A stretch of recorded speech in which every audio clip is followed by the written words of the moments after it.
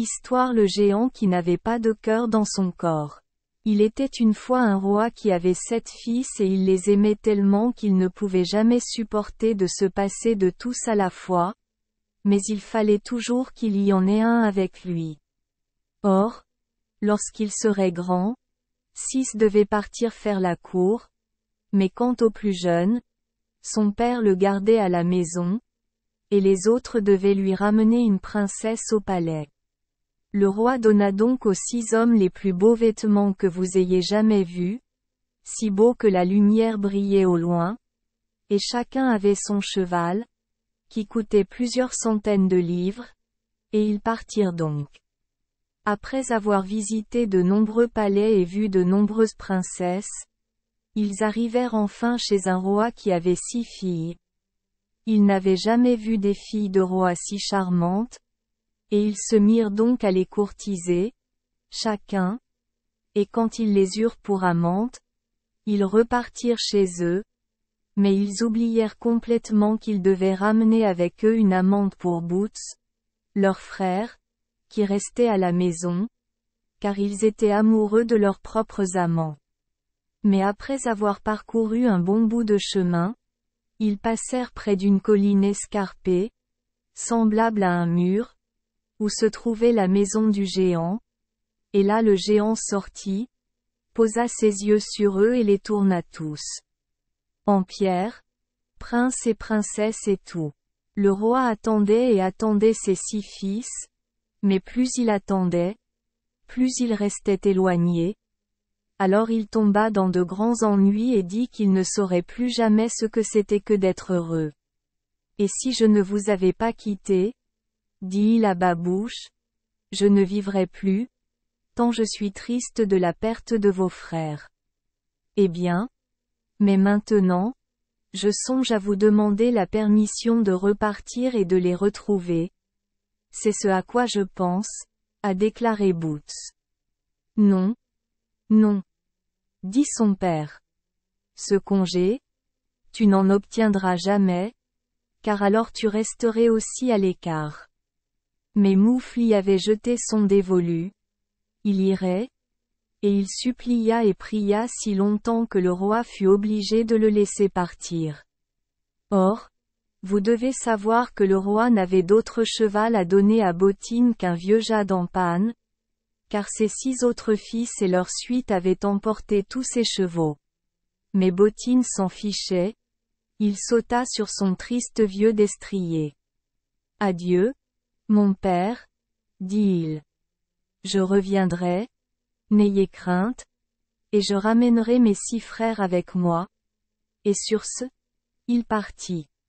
Alors, après avoir chevauché un moment, il arriva devant un corbeau qui gisait sur la route et battait des ailes, et ne pouvait pas s'écarter, tellement il était affamé.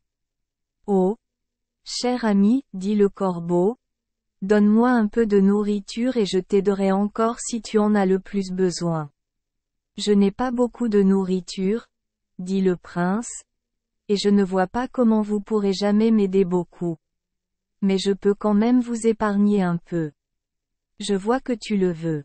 Il donna donc au corbeau un peu de la nourriture qu'il avait emportée avec lui.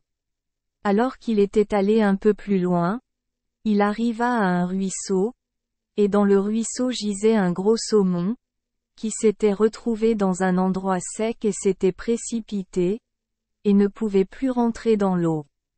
Oh, cher ami, dit le saumon au prince, pousse-moi à nouveau dans l'eau, et je t'aiderai à nouveau si tu en as le plus besoin.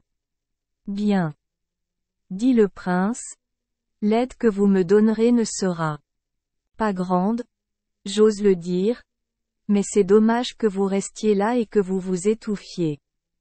Et sur ce, il lança de nouveau le poisson dans le ruisseau.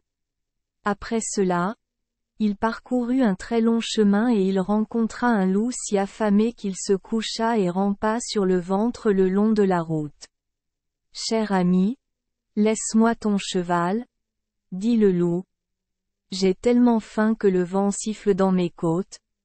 Je n'ai rien mangé ces 2 dernières années. Non, dit Boots. Cela ne suffira jamais. Je suis d'abord arrivé chez un corbeau et j'ai été obligé de lui donner ma nourriture. Ensuite je suis arrivé à un saumon. Et je devais l'aider à nouveau à se mettre à l'eau. Et maintenant tu auras mon cheval. Cela n'est pas possible. Cela n'est pas possible. Car alors je n'aurai plus rien sur quoi monter. Non. Cher ami. Mais vous pouvez m'aider. Dit le loup Greylegs. Tu peux monter sur mon dos. Et je t'aiderai encore si tu en as le plus besoin. Bien. Le secours que j'obtiendrai de vous ne sera pas grand. Je serai lié. Dit le prince. Mais vous pouvez prendre mon cheval. Puisque vous en avez tant besoin. Ainsi, lorsque le loup eut mangé le cheval, Bottine prit le mors, le mit dans la mâchoire du loup et posa la selle sur son dos. Et maintenant le loup était si fort, après ce qu'il était entré à l'intérieur, qu'il partit avec le prince comme si de rien n'était. Si vite qu'il n'avait jamais roulé auparavant. Quand nous serons allés un peu plus loin, dit Jambe Grise, je vous montrerai la maison du géant. Alors au bout d'un moment, ils y sont arrivés. Voyez, voici la maison du géant, dit le loup. Et voici tes 6 frères, que le géant a transformés en pierre. Et voyez, voici leurs 6 épouses, et là-bas est la porte, et par cette porte vous devez entrer. Non, mais je n'ose pas entrer, dit le prince. Il va me prendre la vie. Non. Non. Dit le loup.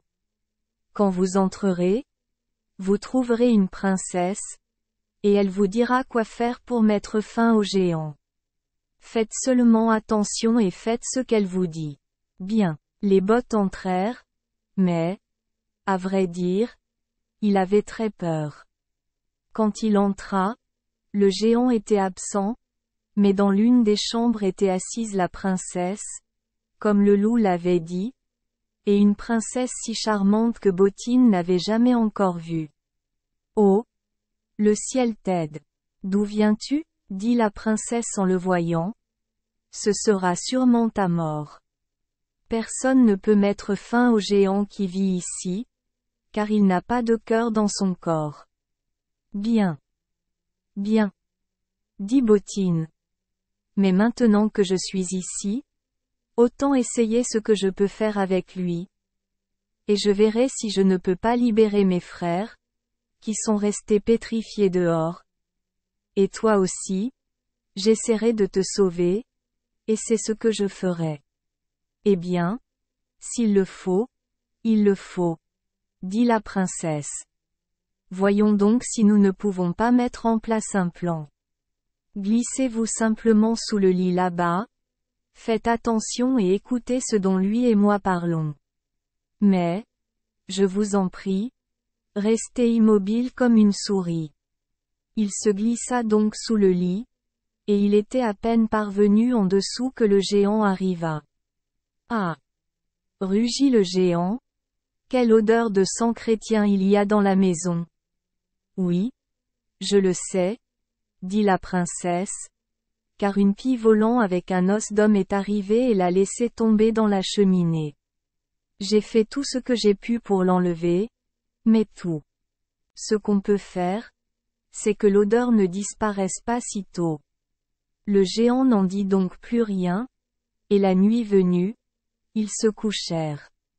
Après qu'ils se soient reposés un moment, la princesse dit, « Il y a une chose sur laquelle je serais si heureuse de vous poser des questions, si seulement j'osais. » « Qu'est-ce que c'est ? » demanda le géant. « Vous ne gardez votre cœur que là où il est, puisque vous ne le portez pas sur vous, dit la princesse. Ah! C'est une chose sur laquelle vous n'avez pas à poser de questions. Mais si vous voulez le savoir, il se trouve sous le seuil de la porte, dit le géant. Oh! Oh! Se dit Bottine sous le lit. Alors nous verrons bientôt si nous ne le trouvons pas. Le lendemain matin, Le géant se leva cruellement tôt et se dirigea vers le bois. Mais à peine était-il sorti de la maison que Bottine et la princesse se mirent à chercher son cœur sous le rebord de la porte. Mais plus ils creusaient et plus ils chassaient, plus ils ne parvenaient pas à le trouver. Il nous a rechigné cette fois, dit la princesse. Mais nous allons le juger une fois de plus. Elle cueillit donc toutes les plus belles fleurs qu'elle put trouver et les répandit sur le rebord de la porte qu'ils avaient remis à sa place. Et quand vint le moment pour le géant de rentrer à la maison, Bottine se glissa sous le lit. Alors qu'il était bien en dessous, le géant revint. Du tabac à priser, fit le nez du géant. Mes yeux et mes membres, quelle odeur de sang chrétien il y a ici, dit-il. Je le sais, dit la princesse, car voici qu'une pie volait avec un os d'homme dans le bec et la laissa tomber dans la cheminée. J'ai fait tout ce que j'ai pu pour le sortir, mais j'ose dire que c'est votre odeur. Le géant se tut donc et n'en dit pas davantage. Peu de temps après, il demanda qui avait répandu des fleurs sur le seuil de la porte. Oh! Bien sûr, dit la princesse. Et, je vous en prie, quel est le sens de tout cela? Dit le géant. Ah! Dit la princesse. Je t'aime tellement que je n'ai pu m'empêcher de les répandre, quand je savais que ton cœur était là-dessous. Vous ne le dites pas? Dit le géant. Mais après tout, ce n'est pas du tout là. Alors, quand ils se recouchèrent le soir, la princesse demanda encore au géant où était son cœur, car elle dit qu'elle aimerait en savoir. Eh bien, dit le géant, si vous voulez le savoir, il se trouve là-bas dans le placard contre le mur. Tellement, pensèrent Bottine et la princesse. Alors nous essaierons bientôt de le trouver. Le lendemain matin, le géant partit de bonne heure et se dirigea vers le bois, et aussitôt qu'il fut parti, Bottine et la princesse furent dans l'armoire à la recherche de son cœur, mais plus elles le cherchaient, moins elles le trouvèrent. Eh bien, dit la princesse, nous allons juste l'essayer une fois de plus. Elle décora donc le placard de fleurs et de guirlandes, et quand vint le moment pour le géant de rentrer à la maison, Bottine se glissa de nouveau sous le lit. Puis le géant revint. Du tabac à priser. Mes yeux et mes membres, quelle odeur de sang chrétien il y a ici. Je le sais, dit la princesse. Depuis peu de temps, une pie volait avec un os d'homme dans le bec et la laissait tomber dans la cheminée. J'ai fait tout ce que j'ai pu pour le sortir de la maison. Mais après toutes mes douleurs, j'ose dire que c'est ton odeur. Quand le géant entendit cela, il n'en parla plus, mais peu de temps après, il vit que l'armoire était toute ornée de fleurs et de guirlandes. Alors il a demandé qui avait fait ça? Qui d'autre que la princesse? Et, je vous prie, que signifient toutes ces bêtises? Demanda le géant. Oh! Je t'aime tellement, je n'ai pas pu m'empêcher de le faire quand j'ai su que ton cœur y était, a déclaré la princesse. Comment peux-tu être assez stupide pour croire une chose pareille? Dit le géant. Oh oui. Comment puis-je m'empêcher de le croire, quand tu le dis? Dit la princesse. Tu es une oie? Dit le géant. Là où est mon cœur, tu ne viendras jamais. Eh bien, dit la princesse. Mais malgré tout, ce serait un tel plaisir de savoir où il se situe réellement. Alors le pauvre géant ne put tenir plus longtemps, mais fut obligé de dire, au loin, très loin dans un lac se trouve une île. Sur cette île se trouve une église. Dans cette église il y a un puits. Dans ce puits nage un canard. Dans ce canard il y a un œuf. Et dans cet œuf il y a mon cœur, toi chérie. Tôt le matin, alors que l'aube était encore grise, le géant se dirigea vers le bois. Oui. Maintenant, je dois partir aussi, dit Bottine. Si seulement je savais comment trouver le chemin. Il fit de très longs adieux à la princesse, et lorsqu'il sortit de la porte du géant, le loup l'attendait. Alors Babouche lui raconta tout ce qui s'était passé à l'intérieur de la maison, et lui dit qu'il souhaitait maintenant se rendre au puits de l'église, s'il connaissait le chemin. Alors le loup lui ordonna de sauter sur le dos, ils trouveraient bientôt le chemin. Et ils s'en allèrent, jusqu'à ce que le vent sifflât après eux, par-dessus haies et champs, par collines et vallons. Après avoir voyagé de très nombreux jours, ils arrivèrent enfin au lac. Alors le prince ne sut pas comment s'en remettre, mais le loup lui dit seulement de ne pas avoir peur, mais de tenir bon. Alors il sauta dans le lac avec le prince sur le dos et nagea jusqu'à l'île. Alors ils sont venus à l'église. Mais les clés de l'église pendaient très haut, au sommet de la tour, et d'abord le prince ne sut comment les faire descendre. Il faut faire appel au corbeau, dit le loup. Alors le prince fit appel au corbeau, et en un instant le corbeau arriva, s'envola et récupéra les clés, et ainsi le prince entra dans l'église. Mais quand il arriva au puits, le canard gisait là et nageait d'avant en arrière, comme l'avait dit le géant. Alors le prince se leva et le cajola jusqu'à ce qu'il vienne à lui, et il le saisit dans sa main, mais juste au moment où il le retirait de l'eau, le canard laissa tomber l'œuf dans le puits, et alors Babouche fut hors de lui de savoir comment l'en sortir.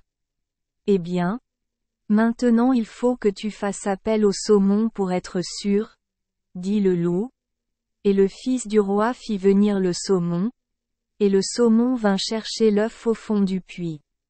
Alors le loup lui dit de presser l'œuf, et dès qu'il le pressait, le géant criait. Pressez-le encore, dit le loup, et lorsque le prince fit cela, le géant cria encore plus pitoyablement, et pria et supplia si gentiment d'être épargné, disant qu'il ferait tout ce que le prince souhaitait s'il ne voulait pas serrer son cœur en deux. Dites-lui que s'il redonne la vie à vos 6 frères et à leurs épouses, qu'il a transformé en pierre, vous lui épargnerez. La vie, dit le loup. Oui. Le géant était prêt à le faire, et il transforma à nouveau les 6 frères en fils du roi, et leurs épouses en filles du roi. Maintenant, presse l'œuf en deux, dit le loup. Alors Bottine réduisit l'œuf en morceaux et le géant éclata immédiatement. Maintenant qu'il eut fini avec le géant, Moufle revint sur le loup jusqu'à la maison du géant, et là se tenaient ses 6 frères vivants et joyeux, avec leurs épouses. Alors Bottine partit sur le flanc de la colline à la recherche de son épouse, et ils repartirent donc tous vers la maison de leur père. Et vous pouvez imaginer à quel point le vieux roi était heureux quand il vit revenir ses 7 fils, chacun avec sa fiancée. Mais la plus belle de toutes est la fiancée des bottes, après tout, dit le roi, et il asseyez-vous tout en haut à table, avec elle à ses côtés. Alors il envoya convoquer un grand festin de noces, et la joie fut à la fois bruyante et longue, et s'ils n'ont pas encore fait de festin, eh bien, ils y sont encore. Merci les enfants des Esperluette Croisillon 39. Avoir écouté des contes de fées au jour Esperluette Croisillon 39. 8. Espérons que les histoires apporteront aux enfants des moments heureux et significatifs. Si vous aimez notre chaîne, veuillez appuyer sur le bouton S Esperluette Croisillon 39. Abonner, pour ne manquer aucune histoire intéressante. Je vous souhaite une bonne nuit de sommeil et de beaux rêves. Rendez-vous dans la prochaine histoire.